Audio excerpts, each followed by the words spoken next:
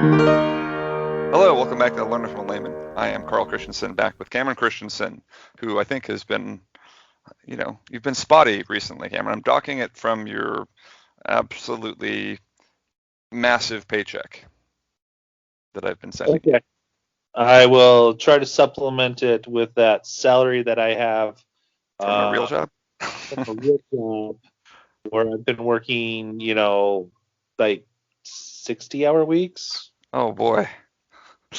Well, yeah, I can't say The that funny thing about salary is you don't get paid it's true. You don't like get you. paid extra for when you are on salary. So, but you are also on salary here. It's just a hypothetical salary. Hypothetically, someday you could get a salary. All right. So today, the subject of the podcast is going to be the science of language, or the basics of language. So, um, there's a bunch of different ways we could start approaching language. I think first of all, it's important to understand that often people view language as more of an art than a science. It's only in the last, let's say, 100 years that people have really started approaching language more scientifically as a point of being able to break it down. Now, I say that in the last 100 years. I mean, for thousands of years, scholars and philosophers have taken have had scientific takes on language, but only certain aspects of language, and not kind of a universal understanding of all the different parts of language and how they can be scientifically studied. And so, in the last 100, maybe 200 years, the formalization of the study of linguistics as its own separate branch of science, though uh, recent it's even now most colleges kind of lump it under the arts. So for example, I got my degree in linguistics, which I got a bachelor of arts. Even though the study of linguistics is supposed to be a scientific study, um, you know where we are trying to formalize these laws and rules, and study language more scientifically, as opposed to writing a novel about it or whatever else. So, but yeah, let's start with language. Something that I think, Cameron, you have some experience with is the history of language. We've spoken in previous podcasts, the Spanish podcast specifically a couple of weeks ago, about the history of the Spanish language. Now, this history of language in general is a little bit more not completely understood, right? We understand that thousands and thousands of years ago, uh, humans started using, well, I guess tens of thousands of years ago, humans started being able to use drawings, and some primitive languages were being developed. We know that animals, to some extent, can communicate using language, and so language history is kind of a bit broad, a bit difficult to encapsulate and discuss as a specific thing. But one thing about the history of language, it is something that we discuss in linguistics, is that we also studying how languages change and how languages use specific sounds or ideas, and how those things have changed and morphed over time as languages have become written languages as opposed to just a purely spoken language. And once again, that's something we discussed in a previous podcast as far as pidgin languages going to Creole languages. But the history of language is its own branch of linguistics. And one thing I know that the layman is interested in is etymology often. Cameron, do you know what etymology is? Yeah, it's those delicious beans that you get at Japanese restaurants. That's correct. Most people don't know those. Have to know, Cameron. Oh wait, no, etymology is the origin of things. So Right. Origin of words. Right. Exactly. So and this happens a lot, right? Like people wondering to themselves, like, where did that word come from? Is that French? Or so the etymology of a language, of a word, is something that you can find and has been documented in for hundreds of years now. We're trying to trace the beginnings of a word and find out why it, how it got into a language, what it was originally intended for. And so etymology is an interesting subject to the layman.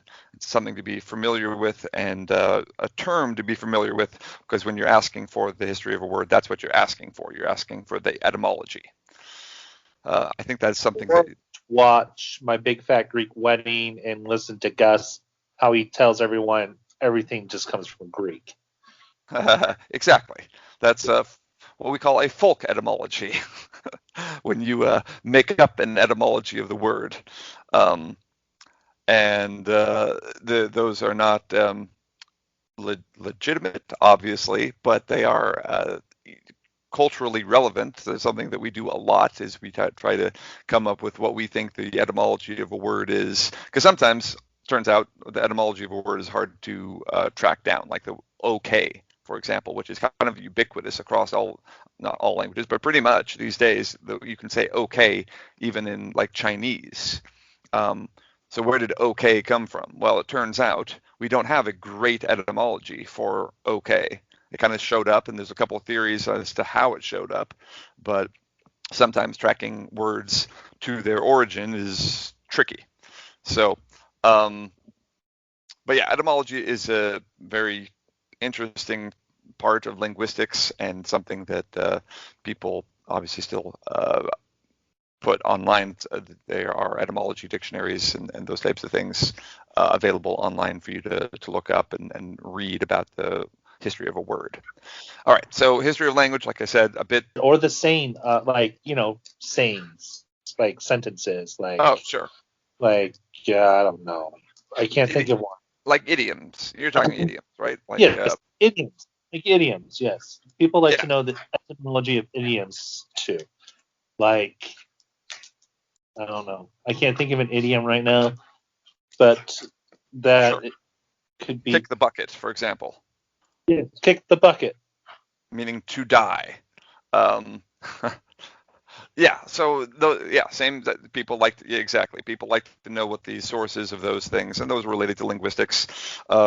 It's a linguistic study to track those things down and figure out how they started and what the process is by which words are added into a language, and also idioms. So, but yeah, history of language is a bit broad. We're not going to, I didn't address it much other than to say that it's been around for tens of thousands. Language has been around tens of thousands of years. We study it in all its aspects. The change of language across the millennia is something that linguists are interested in, and etymology is something that I believe the layman is more familiar with and more interested in than proto languages that we don't actually speak anymore. All right, let's move on to a few of the hard science aspects of language. And the first one is one that I think we've all had direct experience with, and that would be like phonetics. So phonetics, Cameron, what are phonetics? I'm pretty sure that it is combinations of letters that produce certain sounds. So it's easier to say a word. But there is a nice comedian that has that work that Brian Regan makes a funny joke about phonetics that phonics worked good for me. Right. So especially in English, though it's true in a number of other languages, the orthography of the language is often, especially in people that don't study linguistics, that's married with the idea of phonetics. So orthography and phonetics are not the same thing, and we realize that, right? Like Cameron was just saying, comedians make jokes about it. Everyone's experienced it when you're trying to learn to read English. It's an abysmal experience, because it turns out that the experience of trying to learn to read English is complicated by the fact that English has very flexible orthography. When we borrow words in, and the history of language, our language as it's changed, has made it so that NIGHT does not say nigit or whatever, it says night. Right.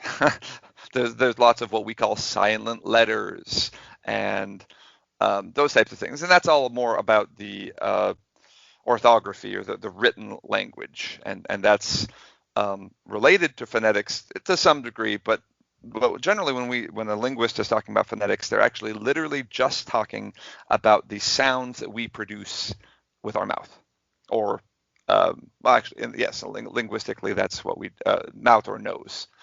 And you're going to tell me there's like 60 sounds in the English language? well, so there are a certain number, and this I believe also has come up on a podcast in the past. We've talked about the IPA before, and that's International Phonetic Alphabet. So there's a certain number of sounds, and they've been categorized and organized, and you can look all that up, and it's interesting.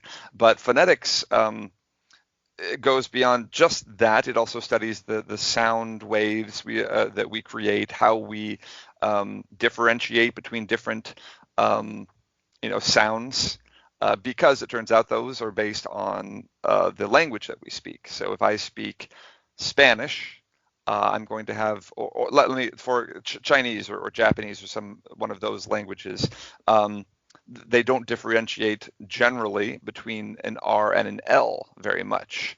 And you hear that when they learn, the native speakers of Chinese or Japanese learn English, because it's hard for them to differentiate in their second language. So in a native language, we learn the rules subconsciously of the what we call minimal pairs, which are this word is different than this word because of this one single sound. And the single sound, now we know that sound makes a difference in our language. That difference is important, linguistically significant in our language, and helps us differentiate between words, where some sound differences don't differentiate between words in a specific language. For example, butter and butter. Most people in English don't have any problem with either, even though I made two different sounds in the middle of that word, right? Butter, that's a flap in the middle, butter, and butter with an actual T, an aspirated T.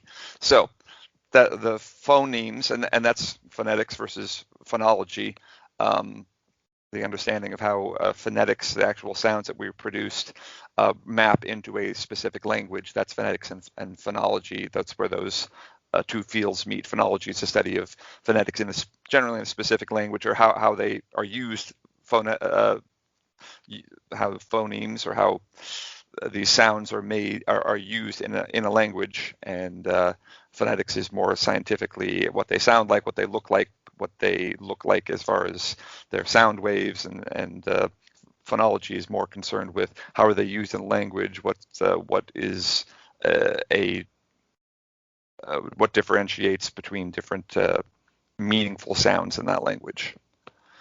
I mean, kind of going back to these phonograms, like there's a good example of what you were using. Like Paula Dean says butter. Sure. You want some on those mashed potatoes or whatever. She put butter and everything. Versus other people, like you said, would say butter. Or if you're from like the Mountain West, you would probably say mountain and not mountain. Yeah, glottal stop. Sure. Yeah. So I mean, are some of those phonograms that you're talking about are regional? Right. So it becomes all a little complicated. You get down into the weeds, because some of these are meaningful differences in some scenarios where linguists, as you study it more, it becomes a science, you get to the point where you can tell, okay, a nasalized vowel in English is no different than a non-nasalized vowel, right? There's literally no difference. We can't even tell the difference. Where these other things, and so maybe my example actually wasn't great, because we can tell the difference. You can hear it. Like if you ask someone, and native English speakers have these discussions among themselves, like, oh, why do you say butter, whatever, versus butter? As soon as you can hear that difference, it doesn't mean that it's all of a sudden become a separate phoneme, that all of a sudden it can be used to differentiate words, but it means it has the possibility that it either is being used that way or could be used that way, where there are certain sounds, differences in sounds, where in English we just don't even hear it, and you can't. As a native language speaker of one language, unless you speak another language that does have that difference, you're not going to hear the difference between a nasalized vowel and an unnasalized vowel, and it's certainly not going to be enough for you to kind of internalize it and be like, oh, that sounds like a completely different word. That's not something you'd ever have a thought of, and that's kind of more of what phonemes are, or the idea that native language speakers just can't even, you can't conceptualize how that sound is different than this other sound, because to you they sound the same, because that's all you've ever heard. You've never differentiated. You haven't really developed that neural recognition of these sound waves coming in to the point where you can say, oh, that's actually different. That makes sense. I mean, so you speak a few different languages, Yeah. correct? A bit. So, yes. yes. So, would you say that you could pick up the differences in your non-native language, or would you now recognize differences in your native language of English? You hear them a little bit more. You become a little bit more aware of them. Long vowels, short vowels, guttural sounds versus, so it's something that is velar, so like a k versus a in English that sounds funny and you can tell the difference, but you wouldn't never really think about it much because we don't have a true guttural phoneme in English. There's no sound that means anything. So it's not something that we really internalize as a language. That's what that means. The what? That means you're about to hawk a loogie. Yes, exactly. Anyway, but yes, it is something that as you learn other languages, and especially languages that are more divergent, bigger changes. So as I learned Chinese that I've been studying for a while, you hear some very different sounds than you're used to, and the way that they differentiate versus English, it starts giving you a fuller picture of how that works. But let's move on from phonetics. Interesting for sure, but there are some things I think that the laymen are more interested in as we move along here. So the next one, and this one is called morphology or morphemes, and this is the idea that there are specific sets of sounds that go together and that are used in a group and they're like the base unit of meaning in a language. The morphemes have a meaning, but they're general. So there's independent morphemes, so morphemes that can stand alone. That's like any word that you can think of. And there's like dependent morphemes, and those are any grammatical function that you can think of. So the ing, ing in English, you can't just say ing. Doesn't mean anything. But you can add ing to just such a large number of English words that it's what we call a very productive morpheme. It is a dependent morpheme, but it can be added to lots of different words, to sing, singing, run, running, right? Gerunds, all of these. Morpheme or morphine? Because it sounds morphine, not the drug. Not change of something. Oh, right. Like morpheme, morpheme, morpheme. And so morphemes are the base unit of meaning, and there are lots of different morphemes, and so linguistics study those in order to understand the rules behind them. So there are certain morphemes, units of meaning that get used in specific scenarios and can't be used in specific scenarios. So you can't say so you say unintelligible, not unintelligible. That makes sense because you're duplicating in intelligible. If you said unintelligible, that sounds weird, right? Even though un and in kind of have the same meaning. And anyway, that's, like I said, all of these examples might be a bit flawed. I don't teach linguistics. I just studied it. Like disintelligible, something like that. You don't say disintelligible, but that would be a negative, Right. Those types of things where certain morphemes, despite the fact that they are productive, that you can use them in a lot of different scenarios, cannot be used in certain scenarios. And first, native language speakers recognize that right away. But some morphemes just kind of become ubiquitous, like nis. goodness, greatness, the ness morpheme. Like, we know that it has a meaning, kind of, but can you define ness? No, but can you put it on lots of words? Sure. And so morphemes are, while they're a base unit of meaning, and you kind of understand that there's meaning there, dependent morphemes, the ones that serve kind of a grammatical function, if you ask a native speaker to define it, you're gonna be like, I don't know. But you kind of understand as a native speaker that is a thing that exists, and in your mind and your linguistic neural pathways, you've got a ness, It's element. made a noun verb. That's what I did. Right. So there's different morphemes that can serve all those different functions, and then as you put them in different scenarios, they're all of a sudden they can change their phonology, their phonetic representation. So like impossible versus in, the in at the beginning of words can become im if it's before a p. So possible becomes impossible, even though it would be impossible, but because the phonetic environment makes it change the actual phonetics of it. Anyway, morphemes, interesting subject. Once again, I don't believe the layman's going to be all that interested in morphemes, just other than realizing that's something that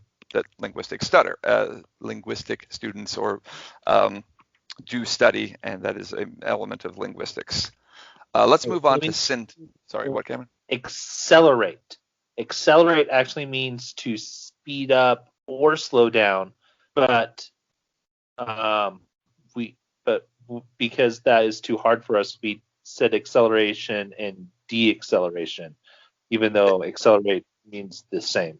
Sure, and that kind of plays off a little bit with psycholinguistics as well. But yeah, that is true. Sometimes we take what is grammatically a particular word and we add another morpheme, even though it doesn't actually need to be there. But yeah, that's all something we could discuss here later in the podcast if we have time. But yeah, morphemes are interesting, something you can discuss and think about. We could visit again later. Syntax. This is one that linguists love syntax to kind of an unhealthy level generally. It's a bit perverse, if you ask me. I think it's mostly because it's the most formalized, most mathematical. At least there's been a lot of efforts to make syntax very formal. There have been lots of different syntactic systems proposed. Now, for the layman, syntax is, you're talking word order. In the field of linguistics, you're specifically talking about how words go together to make a phrase or a sentence or an idea. And how we, in that language, the speaker, how does this speaker assemble a particular sentence, and how does the listener or the reader, then how can they pull the correct meaning out of that group of words? What organization are they putting on those words in order to extract the correct meaning? And so that's syntax, is this word order and this formalization of how words relate to each other in order to percolate up some meaning to the reader or listener. So that's, like I said, there's lots of formalized versions, but at the layman level, you can imagine in your English class, and either in high school, that you were sitting there diagramming a sentence, and this is a noun, and this is a verb, and this is an object. The man ran. Or that's a determiner, a noun, and a verb. He sent it, for example. That's a very simple sentence, and you diagram that type of thing, and now you know, okay, this is my noun, this is my verb, and this is my object, which is also a noun, right?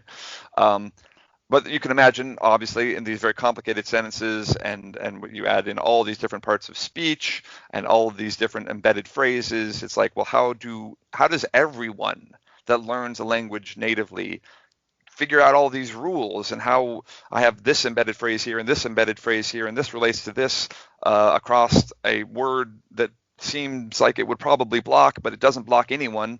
And so linguists love the math of this and trying to figure out, okay, does this work and does this not work? And and so there have been lots of theories, syntactic theories. The one I learned in school was minimalism, I believe.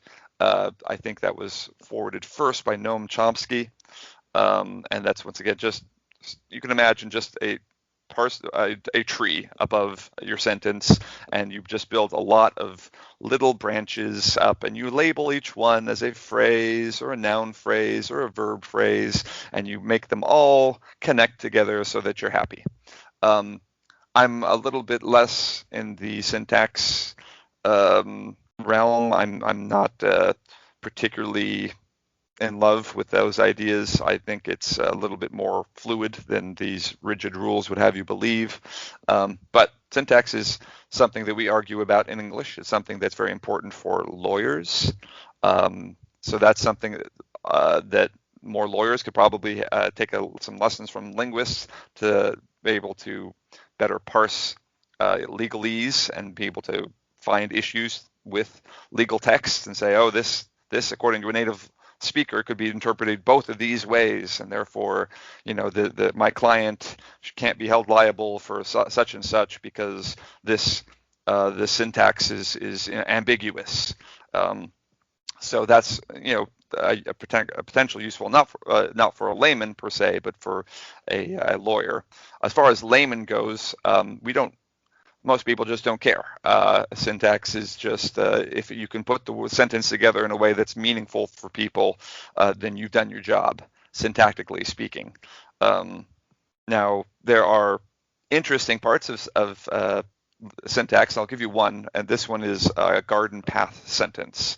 So garden path sentences are sentences where the native language speaker can start parsing. So this shows you that as you're listening, I'm going to say the sentence in just a second. I'm going to say the sentence. You're going to be listening to it. Your mind's going to be putting it together in a particular way, readying your understanding for the next word. And all of a sudden, I'm going to say a word that's just going to crash. It's going to break down your understanding, and the sentence isn't going to make any sense for a minute. Sometimes you can go back and put it together and be like, oh, okay, I understand what he meant. And sometimes garden path sentences, you can't. Even though it's a grammatical sentence, you can diagram it out in your high school. It's like, okay, the parts are all here, but if I say it, it doesn't make any sense. So here's the sentence often used. It's the horse raced past the barn, fell. Do you understand that one, Cameron? The horse fell after he raced past the barn. Right. Correct. So that one is recoverable, right? There are ones that are less recoverable, but as you're listening, the horse raced past the barn. Yeah. Sorry, go ahead, Cameron. Yeah. No. It hurts to say it like that. Like I understand. Like my head's like, no, that's not right, but it's right. Like everything you said, it works, but in my head, it's like, no, that's not right. Right, exactly. Another one. So this was the old man, the boat. The old man and boat. The old man, the boat. Right, that one kind of blows your mind. You take a minute. If you take enough minutes, you can probably put it together, right? But like he was steering the boat. He manned the boat. Like the old, as in the old people, like as in the old, like not the young, but the old man, as in like, to man a boat, to, be the one that's working on it. Yeah. The old man, the boat. Right. But that garden path sentence, it just blows you out of the water because you're like, that doesn't compute. That's not what I was thinking at all. Yeah, exactly. So, and these happen in other languages, and they're interesting, but they show you that your mind is primed for specific syntactic structures and particular word meanings. And when you get words that you think have a particular meaning and you build that structure on top of it, and all of a sudden the words underlyingly don't have that meaning, you think, oh, what do I do? And all of a sudden your understanding of the sentence just breaks down. So syntactic, interesting, a little party trick, I guess. So a nice little party trick, and also I could understand some of these, maybe these not syntactic, Syntactic. Yeah. That's the one. Oh my God. I'm not speaking well right now. These things that we're talking about, errors, if you're trying to learn a new language, you could think or feel that everything you're doing is right to how you learned it, but it could, like, the way you phrased it would just hurt a native speaker.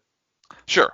Right. And that's that's different from In the garden realm path of sentences, but possibility. there's no question you're right there. Like there are certain things that a non-native language speaker will say in their second language that, while grammatically possible, are just not said. People don't say it, and so as soon as you say that, you expose yourself. It's like, oh, okay, this person learned this language, not as a native. And that happens for sure. And so syntax is one of those things where you can put everything together correctly and still not put it together in a native way. So, And then the other thing about this, I think our layman listeners would really like to kind of, well, at least food for thought for them, is this is one of the reasons why like speech recognition programs and things like that we use frequently have struggles, doing things in the digital world, like picking up, like you could start mid-sentence or something and somebody could understand it, but a computer would have a lot harder time understanding it because of syntax, correct? that's one of the things, and we can talk about that more. I have computational stuff at the end here, but among other things, yes, and it's not formalized in exactly the same way that we talk about syntax as in like human syntax, but yes, computers do have kind of a syntactic representation that they're expecting, and if they can't fit their models, then yes, you can also create problems for them, and their models are a little more rigid than our native language speaking models, and therefore, yes, easier to break. Okay, so that's a good question. Let's move on to what I think the most laymen have day-to-day experience with and have arguments about, and a lot of the fun of language, and that comes in semantics and or pragmatics. So semantics is the meaning of languages, meaning of words, meaning of sentences. So syntax is the way we put it together in order to extract the meaning, and semantics is that extraction of meaning. Like what is the meaning of a word or sentence or phrase, and that's what we have arguments about, right? That's what you argue about with your spouse. That's what you argue about with your siblings. I didn't say that. That's not what I meant. Blah blah blah, right? And No, right. That's I've just what? learned. She's right. Oh, My right. Yeah, spouse is your wife is always right. That's correct. Yes. Well, for right. you. Spouse is right. But yeah, semantics is what we argue about all the time. We argue about it in the courtroom. We argue about it in government. We argue about it on a personal day-to-day level. You argue about it with your boss. All these questions of what is meaning? How do we formalize it? How do we make it? I work on computers. Semantics are very tightly defined because you have to compile them. They go down to ones and zeros. This is where you move more away from the scientific aspects of linguistics and more towards kind of the artsy stuff, trying to have rules, but generally understand that semantics is it's the black magic of language. It's the undiscovered country. It's the cutting edge. It's we try to understand how languages have meaning, and that's a very difficult thing to put your finger on. But let's talk about a couple interesting semantic or pragmatic. So pragmatics is the kind of day-to-day usage of meaning, the way we use it in the real world, the way we interact using semantics. But let's talk about one thing that I always found really interesting, and this is kind of the formalization, the closest you can do to formalization, I think, in semantics, and that's a semantic prime. So in semantics, you're dealing with definitions, right? Meaning, trying to define a word. Well, how do you define a word?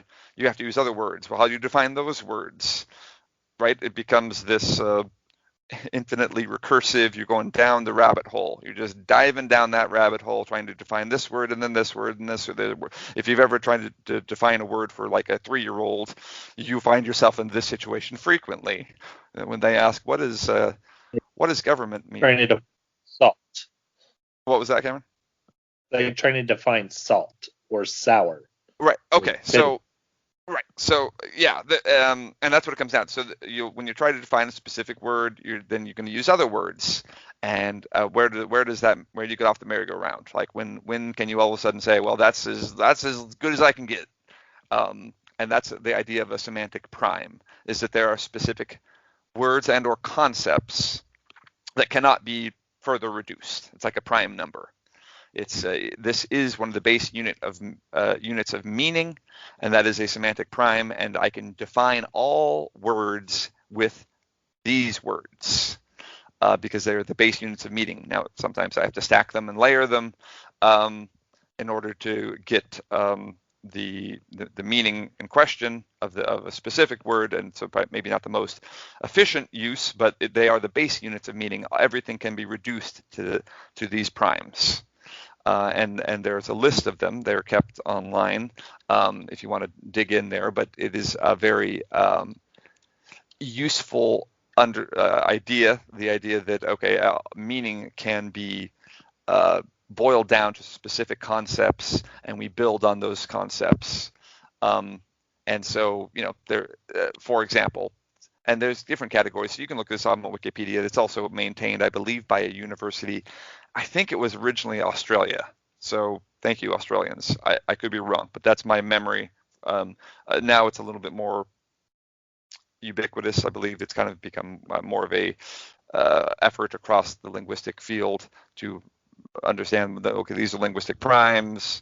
But so there's substantive linguistic primes. That's I, you, someone, people, something, thing, or body. Relational substantive, so kind or part. Anyway, I won't go through all of them, but the idea that happen, do, move, say, words, know, want, these are all semantic primes. You can't break these ideas down any further, and therefore they are a prime word, a prime meaning. I disagree about want. About what? Want you could break down. Want would be a desire. Right, but then you get the word desire is going to take you back up the chain, and that's the problem, right? So they've spent some time. It's difficult. It's a complicated thing, and I haven't sat down and really gone through these in a long time. But yeah, the idea of a semantic prime is something that, yeah, it's interesting to think about and to study. It is a formalization of semantics in a way that is really useful. Another thing in the semantic realm that I think can be really useful to people is a tool called WordNet. WordNet is called a lexical database. There's one for English maintained by Princeton, and there are WordNets in other languages. I don't remember the number of languages that they support at this point, but and it's the idea that they have all of the related meanings of these words. So for each word, they group them into what they call synsets. So essentially, the synonyms are all grouped together and mapped in a particular way, and it helps you kind of give a better picture of what words mean based on their nearest neighbors, based on analogy. This one's related to this and this and this and this, and therefore we know what it means because all these words are right next to it. And so it's another way to kind of understand, okay, these words are defined kind of by the way we structure the semantic web. It's as words build synonyms and groups of synonyms, the meaning becomes relative to those. And so WordNet is something really interesting to look for. There's lots of interesting visualizations of WordNet. You can see word clouds and there are certain words that are the most representative of a particular category. So like if I say bird, well, what is a bird? What is the meaning of bird? And it turns out that, at least if I remember correctly, at least this might be specific to parts of the world, probably is, but like a sparrow is very representative to most English speakers, at least in the United States, of a bird, of the idea of a bird. And anyway, so lots of different. I would finch. You have a finch. That's what you thought of. Yes, sparrow. Okay. I thought finch. All right. Similar. Then I went to Monty Python. Right. But yeah, one other thing to move on before we move on from semantics. This is more in the pragmatics realm, and that's linguistic scripts, and that's the idea that we have specific ways that we use that we structure even above the semantic level. For example, you know exactly what's going to happen when you walk into a restaurant, right? They're going to say, you know, do you have a reservation? No. How many? Two. Is the at the bar or in the at a table or whatever. So there are particular semantic scripts, and then if they get broken, like you're expecting that, as soon as someone breaks a semantic script, instead of walking in and the hostess saying, welcome, do you have a reservation? They said, welcome, would you like to buy our newest car? Like, I don't, what? All of a sudden, you have to chuck everything out the window. You understood the words, but all of a sudden, because the semantic script is broken, you're kind of you're completely out of your element. You're all of your senses kind of have to do a double take, and semantic pragmatic scripts are there to help structure language so that it tunes your listening in a particular way. You know to listen for specific questions. That's what you're primed for. You're listening for specific cues. You know to answer specific words. As soon as you break that, all of that goes out the window. And then if it's a loud restaurant, all of a sudden you're saying what and they're saying what, because no one understands each other because the script is gone. And all of a sudden it's just a completely free for all as far as words and ideas are concerned. So, say next time I go to a restaurant, I should I tell the hostess when she says, welcome to blah, blah, blah, booth, table, or bar, I say, purple tang is yuck for selling, and then just see what happens. Yeah, I guarantee she's the hostess or host or whatever says, what? Excuse me? Right? I think you should lead with that everywhere you go. Purple tang is yuck. Well, that would be breaking all the semantic scripts.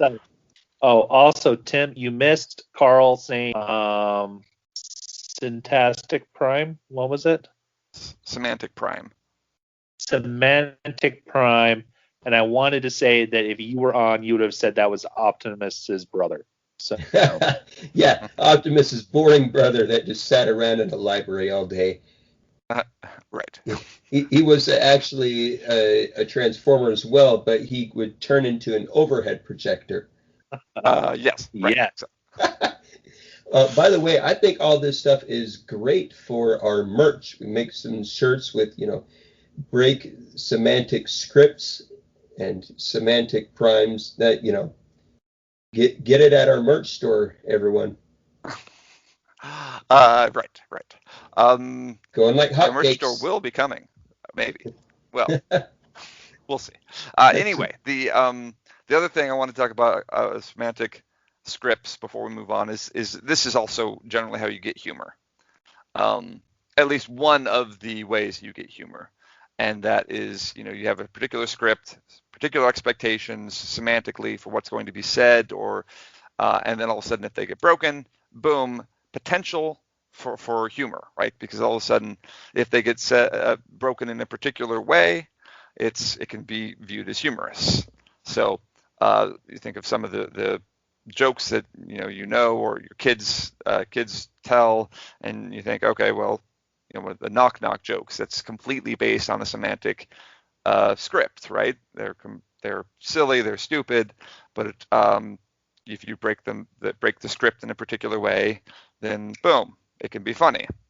And so that's the idea of once again, a semantic script can be used and or abused per your needs.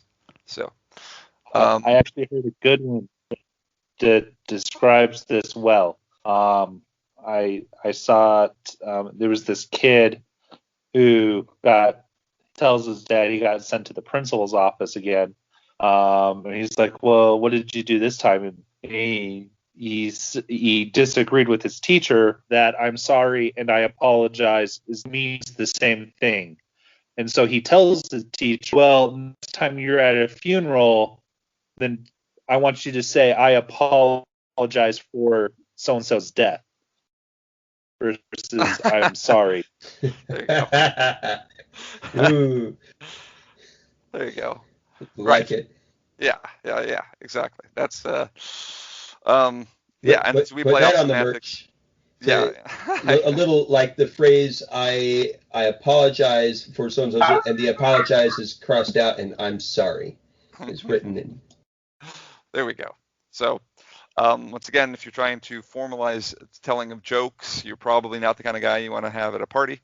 But if you want to understand better why jokes are funny, then often you can look at the script and figure out, okay, this is what was expected. This is what they did. This is the way that they switched up the script, and can this be generalized?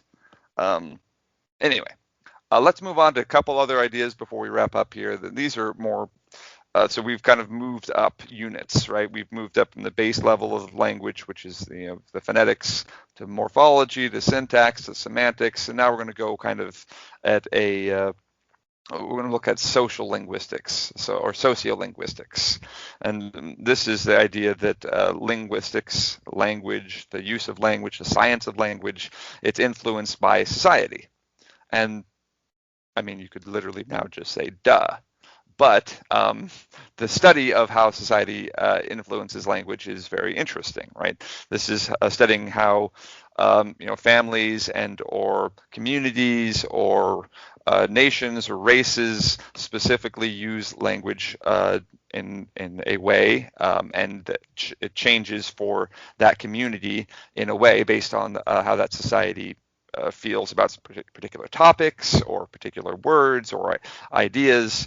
And so sociolinguistics is that study of how the science of language, these words and ideas and meanings, are influenced and directed by our society. So a very seminal sociolinguistic study was done by, I think his name's William Labov, and he uh, was studying how the English in I believe this was in New York. I'm pretty certain it was in New York. This is 80 years ago. They were dropping the R sounds at the end of certain words, and he wanted to understand why and how is this, because it was sometimes it was dropped and sometimes it was not dropped, and this sound was just disappearing in certain scenarios. And so he went to study it, and to do so he wanted to look at how the society, different levels of society would treat that. And so he went to I believe there's 3 different stores, and they were all different socioeconomic levels of the of society. So you had a pretty poor store, kind of a middle class store, and a high end store. And he went in and he'd ask some of the employees there one by one, just casually. He'd find something that was, these are all in New York, so they all had multiple floors, and he'd find something and he'd say, okay, where is this located? And they'd have to respond, the 4th floor.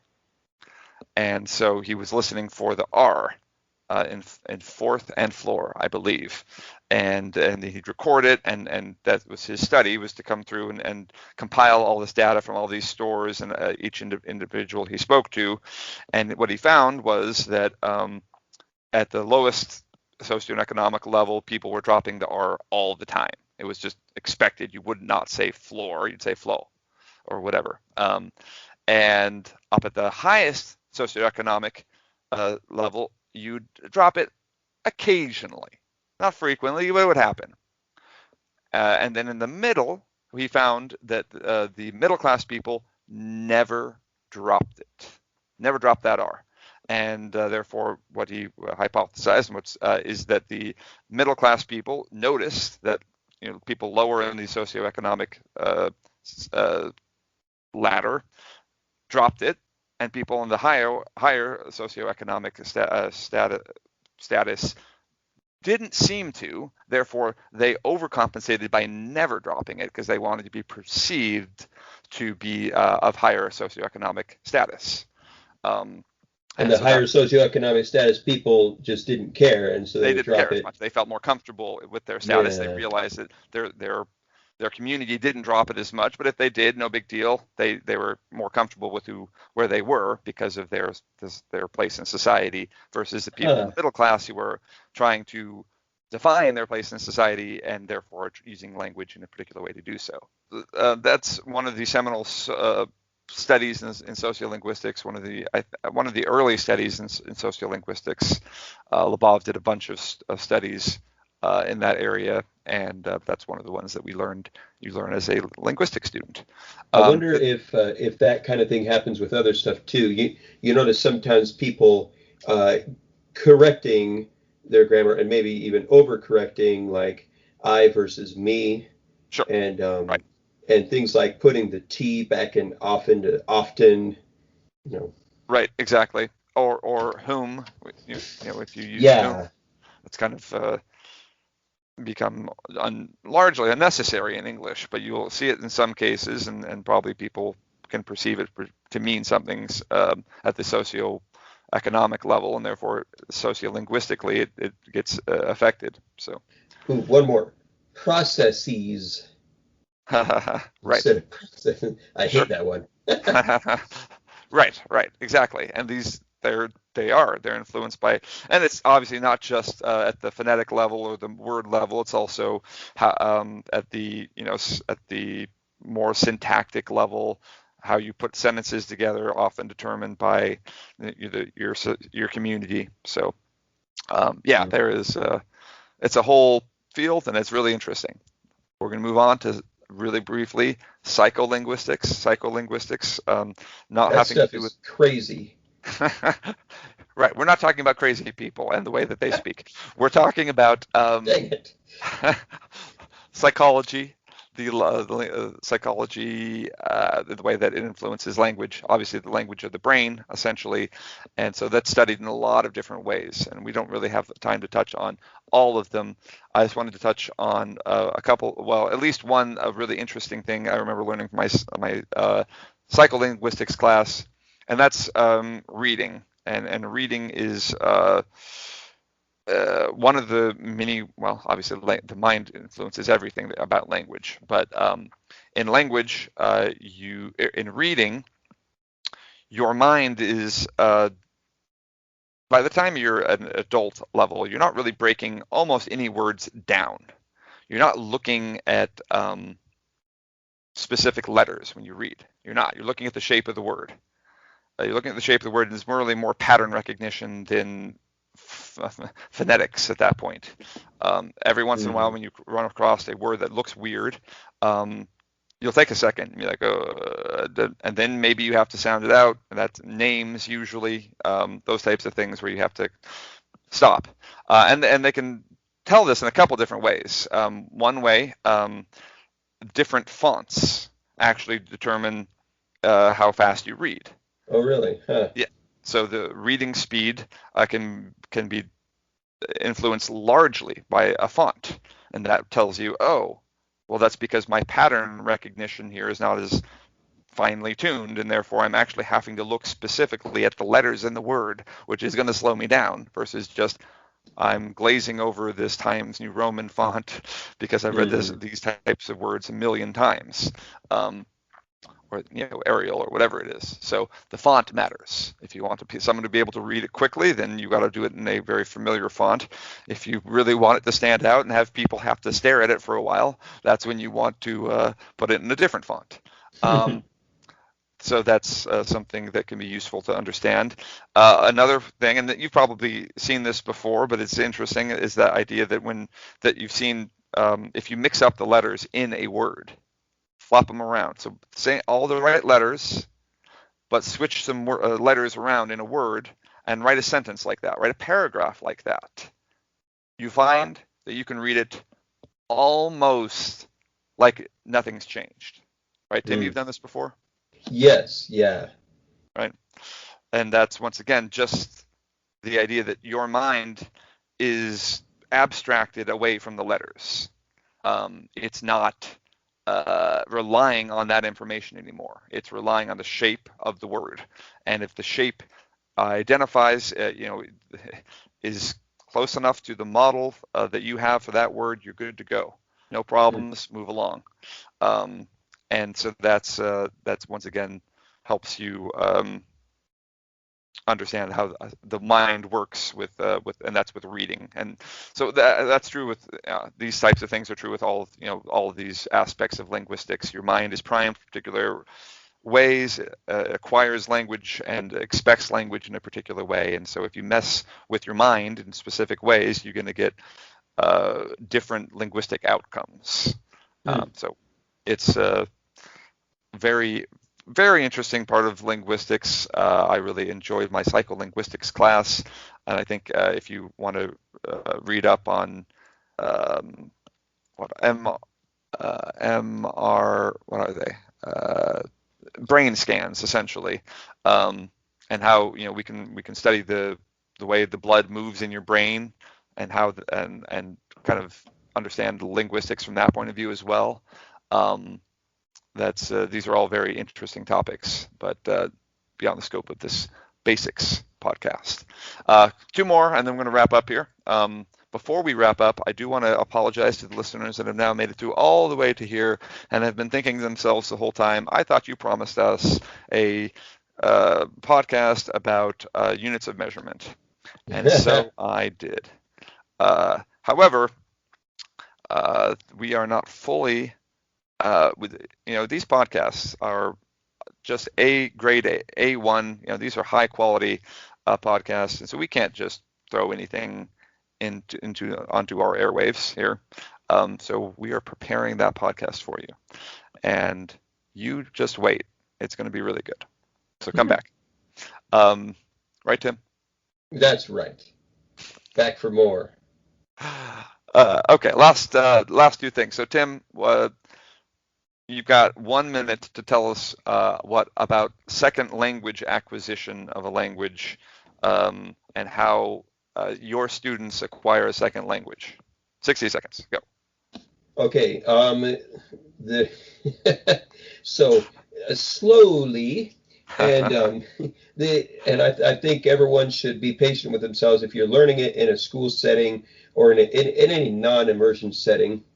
The way that most people approach it, and that we're kind of constrained to approach it in such a way, is to use lots of repetition, try to commit stuff to memory tricks and that kind of thing, which is good and great, but it doesn't directly lead to fluency. It can build a nice foundation for when you have a chance later on to get yourself in an immersive situation.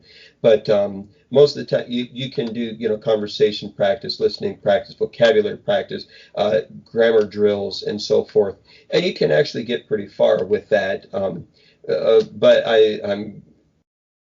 I think anyone would tell you that the best way to learn a language, if you have the option, is to immerse yourself in it and find yourself in authentic situations where you have to use it, and listen and speak. Right. I don't know. Is that what you're looking for? Yeah. And I think you said a couple of things there that from the basics of language, the science of language point of view, are important to understand when you're learning a second language or a fourth or fifth language. Repetition is, your mind is plastic, right? So you got to hammer it a couple times before it sticks. I note that in this case, plastic the adjective, not plastic the noun. Oh, yeah. Well, I mean, I guess it depends on who we're talking about. That's right. Speak for yourself.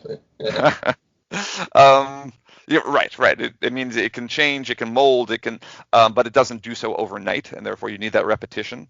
And as it goes without saying, we've now done an hour podcast on some of the aspects, not all the aspects, but some of the aspects of language. There is a lot going on in languages, and so the idea that you're going to learn a language, even from 100 hours of effort, is hubris. Yes. Or slick sales program. Right. Because there's just too much. There's too much to learn, and especially if you're learning a language very different than your first language, Hmm. because now you're not the semantic scripts are different, the syntax is different. Everything is different, and therefore you need so much data. Your brain is by and large a calculator, and if it does not have data, if it does not have a lot of input, the output is going to be either lacking or non-existent. And therefore, and that's what you get from immersion, right? You just get so much input, constant input, and it gives you so much data to process, and your mind is good at that. Especially younger, there is a critical period where learning languages is easier, but it can be done across all age ranges. But you need time, you need immersion, you need constant data input, and you need all variety of language input. You can't just say, I'm going to learn it by talking to someone. Well, great, but what about reading, right? Because that's an important part of language, and it teaches you things that you can't learn from just the spoken language.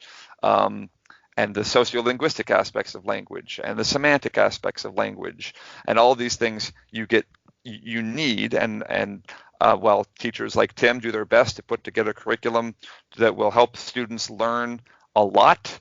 If you want to be anywhere near a fluent level, you need the whole picture. You need the whole scientific spectrum of linguistic input, and that can mostly only be achieved not only by immersion. Immersion is incredibly important, but immersion with a specific locale generally in mind. So if I get immersed in Mexican Spanish, um, I'm going to speak. I'm eventually going to speak Spanish pretty fluently. Now, if you pull me out and go stick me in Spain, can I still speak Spanish? Yeah, sure. Can I communicate? Sure, yeah. And are there still going to be some weird things that happen? I'd imagine so, right, Tim? Oh yeah, absolutely. And Spain probably an unfortunate example because their dialect is let's say Cuba, Oh, there we because the going from Mexican Spanish to Cuban Spanish would be a little it's harder, we'll say, to understand.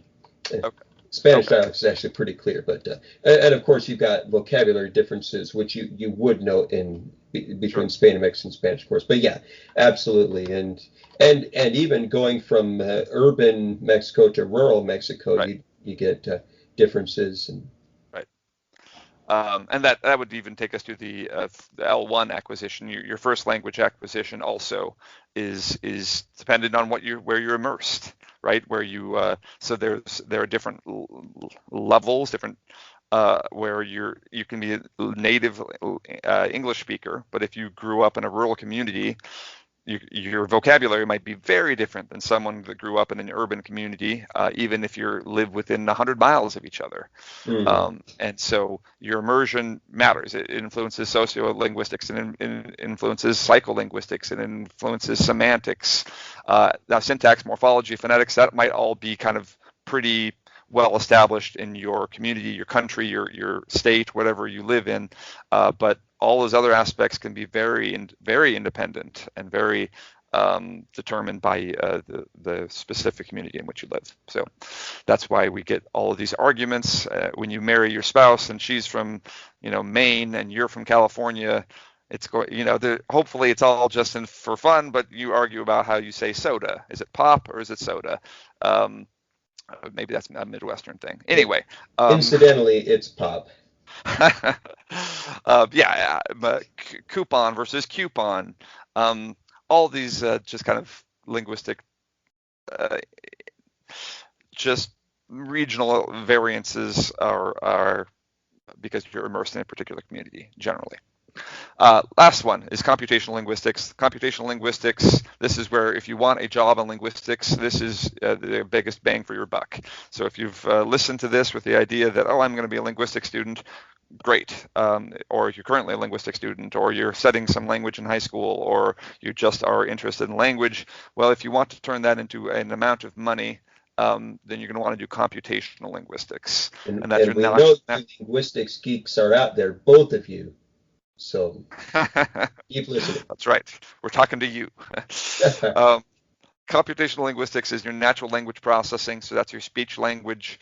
That's your speech, text to speech. That's your speech recognition. That's your Google searches, your information retrieval. That's your indexing. Um, those are all kind of computer science related as well, but they have very much a language component that is important and useful. And if you have that background in being able to formalize semantics and formalize syntax, and you understand how those things work and how words are put together and how ideas are put together and how they're organized, those can be useful in a computer science realm, that in a way that can get you paid. So if you want to understand better how information retrieval works, that's when you're doing a Google search. You have to understand all of these parts of language, right? What are they looking at the word in the whole? Are they breaking it down to morphemes? Are they, if it's a phrase, are they looking at each word independently or together? If they're looking at them together, how did they parse them syntactically? If they didn't parse them syntactically, are they just doing it based on a sheer mathematical count of particular co-occurrences of words? Or are they trying to understand a semantic meaning and then map that into these sets of documents that they're trying to search? So these are all concepts that are formalized in computer science also, but the marriage of these linguistic scientific ideas and the computational ideas are what you get in computational linguistics, and they are, as you can imagine, very marketable skills. So I recommend doing some research if you want to dive down a little rabbit hole. You can look into latent Dirichlet allocation or topic modeling.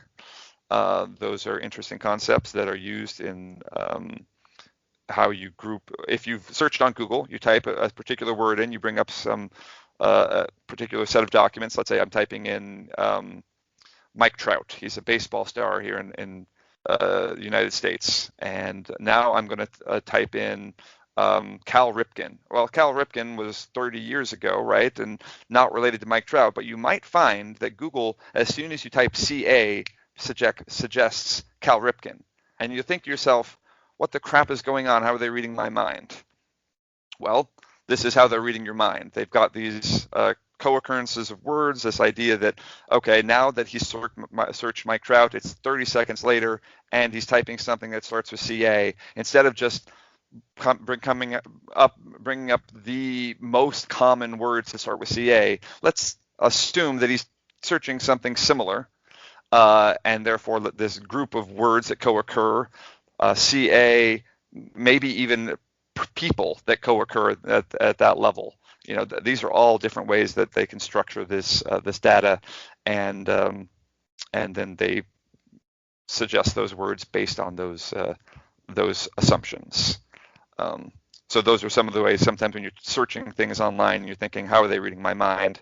Ask yourself what the last thing that you did was, and those are often used to input into these models, and linguistically or not, or just mathematically used to inform how they move and to suggest what you might say or what you might think. Right, Tim? Huzzah. Okay. So, Tim, I did the linguistics basics of language podcast. You only joined us at the end. Would you like any final words on language? Or language? Language, good. One?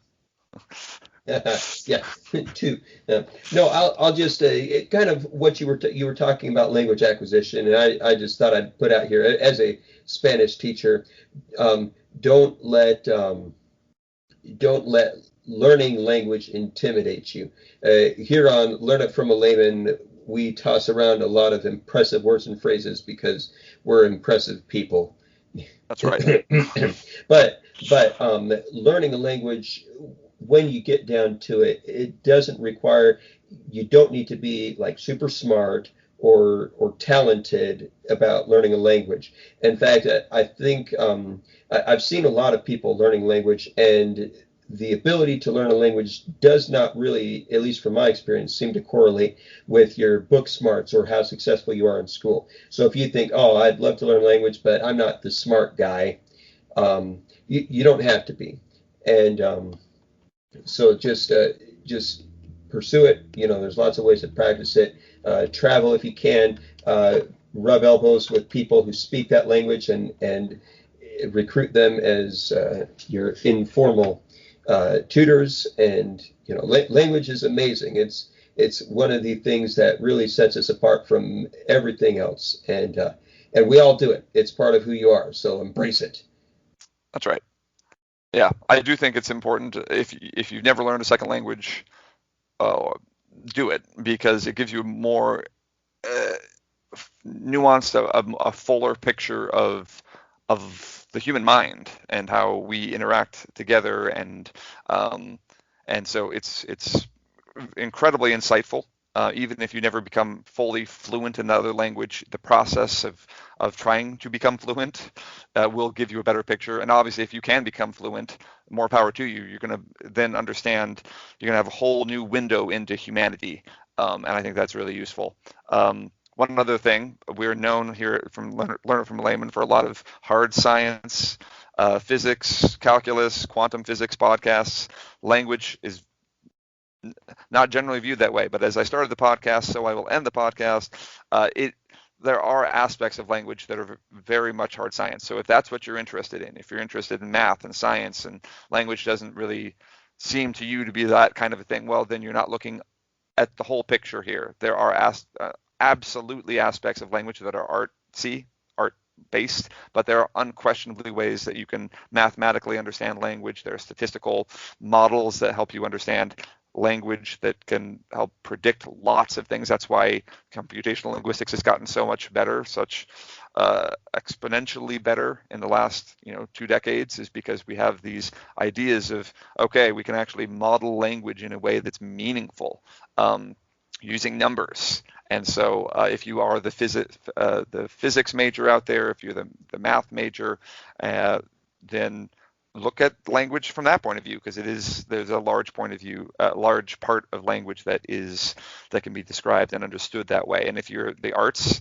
part of language, great. There's unquestionably a lot of art in language, but don't leave the mathematics aspects of it behind. They can help you understand language also in a way that just trying to look at like a Picasso, it won't give you the full understanding. So anyway, thank you for listening to our podcast. Grab your friends, let them listen as well. Then make them listen to the last 52 episodes or whatever it is, and then kind of join us back again next time, probably for units of measurement, but you'll have to wait and see, because who knows? Also, eventually another history podcast, though no one cares. Oh, whatever. It's exactly. That's what they're saying as well.